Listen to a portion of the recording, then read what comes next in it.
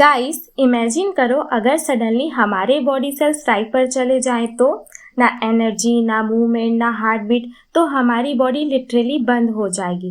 लेकिन थैंकफुली हमारे सेल्स के अंदर एक टाइनी पावर फैक्ट्री होती है जिसका नाम है माइटोकॉन्ड्रिया।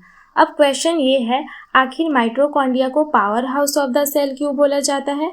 बिकॉज ये फूड को ब्रेक करके एटीपी एनर्जी बनाता है। और एटीपी को ऐसे समझो जैसे मोबाइल की बैटरी खत्म, फोन डेड। वैसे ही एटीपी के बिना सेल प्रॉपरली वर्क नहीं करेगा। वैसे माइटोकॉन्ड्रिया का नाम भी काफ़ी इंटरेस्टिंग है। माइटो का मतलब होता है थ्रेड और कॉन्ड्रिया का मतलब होता है ग्रेन्यूल। मतलब थ्रेड लाइक ग्रेन्यूल्स को ही माइटोकॉन्ड्रिया कहा जाता है। अब बात करते हैं डिफिनेशन की। Mitochondria double membrane bound organelles होते हैं। ये एरोबिक रेस्पिरेशन प्रोसेस के थ्रू एटीपी एनर्जी प्रोड्यूस करते हैं।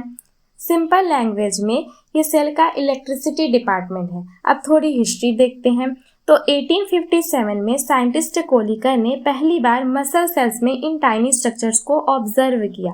फिर 1890 में साइंटिस्ट ऑल्टमैन ने इनका नाम बायोब्लास्ट रखा और फाइनली 1898 में साइंटिस्ट बेंडा ने इनका नाम दिया माइटोकॉन्ड्रिया। माइटोकॉन्ड्रिया ऑलमोस्ट सभी यूकैरियोटिक सेल्स में प्रेजेंट होते हैं। For example plants, animals, fungi, protist.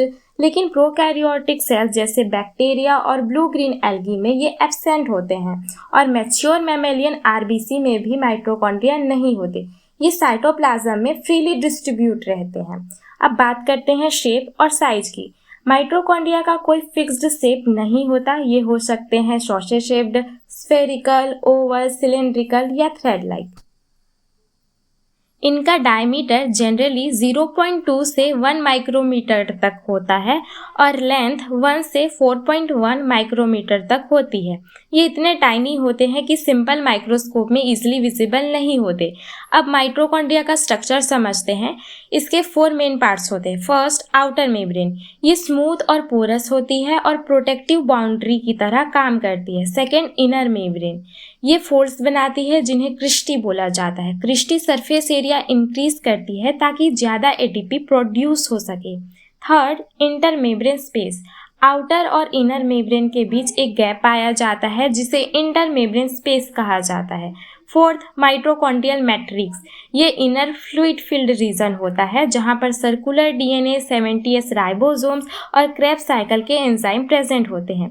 Christie पर टाइनी पार्टिकल्स प्रेजेंट होते हैं जैसे F1 पार्टिकल्स बोलते हैं और एटीपी सिंथेसिस एक्चुअली यहीं होती है। अब इम्पॉर्टेंट फंक्शन की बात करते हैं। तो माइटोकॉन्ड्रिया एटीपी सिंथेसिस करता है, सेल के लिए एनर्जी प्रोड्यूस करता है। Second, cell respiration. Krebs cycle और इलेक्ट्रॉन ट्रांसपोर्ट चेन का मेन साइट है mitochondria. Third, calcium balance. Calcium ions को रेगुलेट और स्टोर करता है mitochondria. Fourth, apoptosis. Program cell death में हेल्प करता है माइटोकॉन्ड्रिया। फिफ्थ है heat production, body temperature maintain करना। अब कुछ इंपॉर्टेंट एग्जाम फैक्ट्स देख लेते हैं। तो माइटोकॉन्ड्रिया को सेमी ऑटोनोमस ऑर्गेनेल बोला जाता है क्योंकि इनके पास अपना डीएनए और 70S राइबोसोम्स होते हैं।